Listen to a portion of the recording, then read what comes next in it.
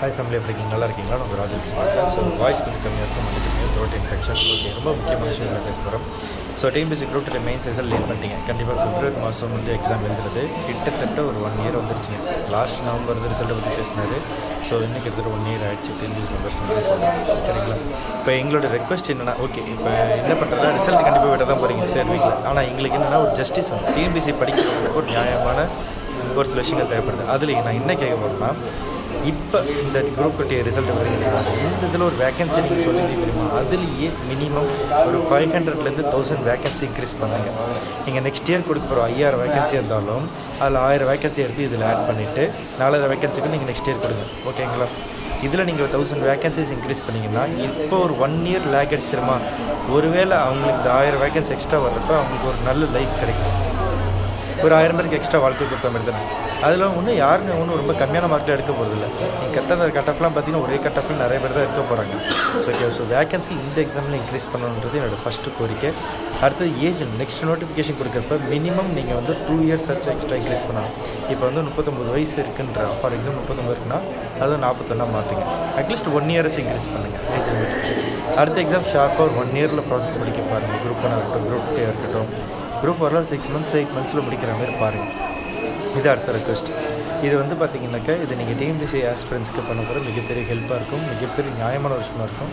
இது எங்களோட ultimate request. இந்த ரெக்வஸ்ட்டு யாரெல்லாம் ஆதரிக்கிறீங்களோ கீழே கமெண்ட்டில் கொடுங்க, பார்ப்போம். இதையும் நம்ம வந்து ட்ரெண்ட் பண்ணுவோம். We need age limit relaxation வேணும், ஓகேங்களா? அதாவது increase age limit, increase vacancy.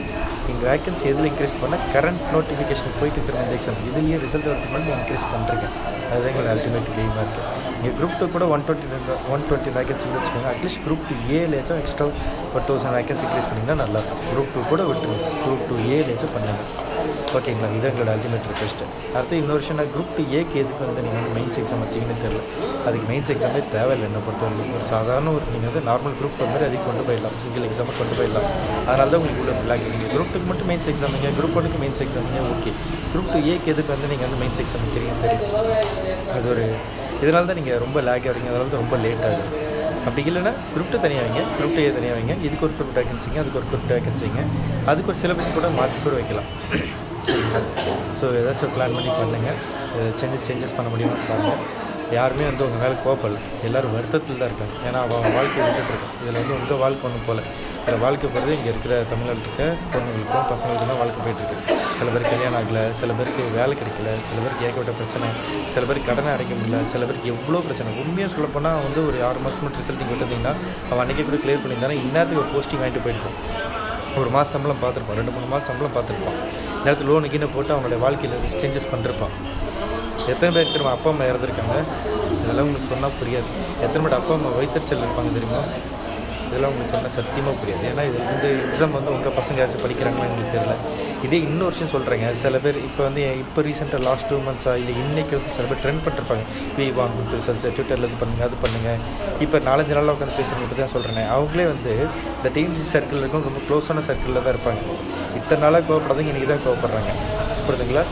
So நீங்கள் தான் ஏமாறக்கூடாது. ஸ்டூடெண்ட்ஸ் கிட்ட ஒரே விஷயம் சொல்கிறேன், யாரை நம்பணும் யாரை நம்பக்கூடாதுன்றது ஆரம்பத்துலேருந்து யாருமே சப்போர்ட் பண்ணுறாங்கன்றது பாருங்கள். சில டெலிகிராம் சேனல் கூட இதுக்கு முன்னாடி இருந்து ரொம்ப நாள் போராடிட்டு கேஸ் போட்டுட்டு இருந்தவங்க கூட நான் ஒத்துக்கிறேன். ஓகே, அவங்க கூட அட்லீஸ்ட் ஒரு 50% அவங்களுடைய சர்க்கிள் இருந்தாலும் 50% ஸ்டூடெண்ட்ஸ்க்காக ரொம்ப யோசிச்சிருப்பாங்க, அதில் எதுவும் ஸ்டெப் எடுத்துருப்பாங்க, ஓகேங்களா? அவங்களுக்கு கூட விட்டுருலாம். ஓகே, காசு வாங்கிட்டு பண்ணுறது மட்டும் தான் தப்பு இல்லையா? மற்றபடி காசு வாங்காமல் பண்ணுறது எது வந்தாலும் நான் நல்லதுன்னு தான் சொல்லுவேன், ஓகேங்களா? ஆனால் இப்போ திடீர்னு புதுசாக முளைச்சி இப்போ ஒரு 4-5 நாள் மட்டும் பேசிவிட்டு நம்ம இன்றைக்கி ஒரு நாளில் பண்ணலாம் அப்படின்னு அவங்கள நம்பிடாதீங்க, ஓகேங்களா? ஏன்னா அவங்களே அந்த சர்க்கிளில் ரொம்ப க்ளோஸ் சர்க்கிளாக தான் இருப்பாங்க. நீங்கள் வந்து பார்த்தீங்கன்னா இந்த டிஎன்பிஎஸ்சியில் வந்து அஃபீஷியல் வெப்சைட்ஸ் வந்து அஃபீஷியல் டீச்சர் கிளாஸ் எடுத்துருப்பாங்க. அதுலேயும் இவங்களாம் போய் சில பேர் கூட கிளாஸ் கூட எடுத்திருப்பாங்க. அவங்க அந்தளவுக்கு கான்டாக்ட் இருக்குது. அவங்க நினச்சா அவங்க டேரெக்டாக பேச முடியாது பர்சன்ஸ் கிட்ட. ஆனால் அவங்க வந்து இப்படிலாம் வந்து பேசி நான் ஸ்டூடெண்ட்டை சப்போர்ட் பண்ண நடிக்க தான் முடியும், உண்மையை இறங்கி பேசிக்கலாம் மாட்டாங்க. ஸோ அதனால் யாரை நம்பக்கூடாது, கொஞ்சம் பார்த்து யோசிச்சு பண்ணுங்கள். நீங்களே படித்த பசங்க தானே எல்லோரும், நீங்கள் ஒரு கவர்மெண்ட் ஆஃபீஸர் ஆக போகிறீங்க, அதனால் கொஞ்சம் பிளான் பண்ணி பண்ணுங்கள். ஓகே, ஃபைனலாக நம்மளுக்கு ரிசல்ட் வரப்போதும், இல்லைன்னு சொல்ல. ஆனால் ரிசல்ட் வர நேரத்துக்கு சும்மா ட்வீட் போட்டு ஓகே நான் சொன்னதை வந்து சொல்கிறதுலாம் வேறு மேட்ரு, அதெல்லாம் ஒரு மேட்டரே கிடையாது. ஆனால் இப்போ நம்ம என்ன கேட்க போகிறோம்னா வேகன்சி இன்க்ரீஸ் பண்ணணும். பண்ணுங்கள், ஏன் பண்ணக்கூடாது? ஒரு வருஷம் லேட் பண்ணிங்களா? யாரோட தப்பு? எங்கே தப்பா? ஸ்டூடெண்ட்ஸ் தப்பா? இல்லை எக்ஸாம் படித்து அதனை பைத்தியக்காரனா? இல்லை அவன் உசல் கொடுத்து படிச்சுட்டு இருக்காங்க. அட்லீஸ்ட் அவன் நிம்மதியாக இருப்பாள். ஒரு 1000 வேகன்சி இன்க்ரீஸ் பண்ணால் ஒரு 1000 பேருக்கு வாழ்க்கை கிடைக்குது. இல்லை, இது யாரால் போச்சு? இதனால தானே. இதை சரி பண்ணணும். இது ரெக்வஸ்ட்டாக தான் கேட்கும். இல்லை இந்த மேலே யாரும் போகலாம் பண்ணல. வருத்தத்தில் இருக்காங்க, அவங்களுக்கான பதில் தான் கேட்கும். வேறு அவங்க என்னடா மேத்ஸ் போடுறேன், எதுவும் ஹாஸ்பிட்டலில் இருக்கேன். ஸோ அதனால் என்னால் மற்ற இன்ஃபெக்ஷன் ஆகிறத தான் நான் பார்த்துக்கேன். ஸோ மற்றபடி வேறு எதுவும் மன்னிச்சிருங்க. சரி, தப்பாக பேசுகிறேன் மன்னிச்சிருங்க. ஆனால் ரைட்டாக பேசுகிறேன். கீழே கமெண்ட்டில் கொடுங்க, சப்போர்ட் பண்ணுங்க, இந்த வீடியோ ஷேர் பண்ணுங்கள். டிஎன்பிசியில் வேலை செய்கிறவங்களுக்கும் முதல்ல ஷேர் பண்ணுங்கள். ஓகேங்களா? ஒருவேளை அவங்களுக்கு நியாயப்பட்டுச்சுன்னா அவங்க சர்க்கிளில் பேசுவாங்க.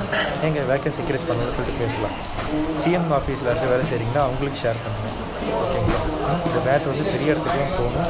என்னை பொறுத்தவரை வியூஸ் கம்மியாக போகிறது மேட்ரு இல்லை. ஆனால் இது எத்தனை பேருக்கு சேர்றவங்க யார்? பெரிய லாயரா, யார், என்ன, அதுதான் முக்கியம். உங்கள் ஃபேமிலி சர்க்கிள் யார் சின்ன நீங்கள் யார்ட்ட உங்களுக்கு பேசிட்டு கூட மாட்டேங்க. ஆனால் சும்மா ரெக்வஸ்ட், இந்த வீடியோ பாருங்களேன் அப்படின்னு சொல்லிட்டு அனுப்புங்க. நான் பேசின தப்பாக தான் மன்னிச்சிருக்கேன். பட் ரைட் ஆச்சுன்னா ஷேர் பண்ணுங்கள். ஆட்டோமேட்டிக்காக உங்களுடைய கருத்து என்ன சொல்லி கிழக்கு கொடுங்க. பார்த்துக்கோங்க, என்ன நடக்குதுன்னு பார்ப்போம்.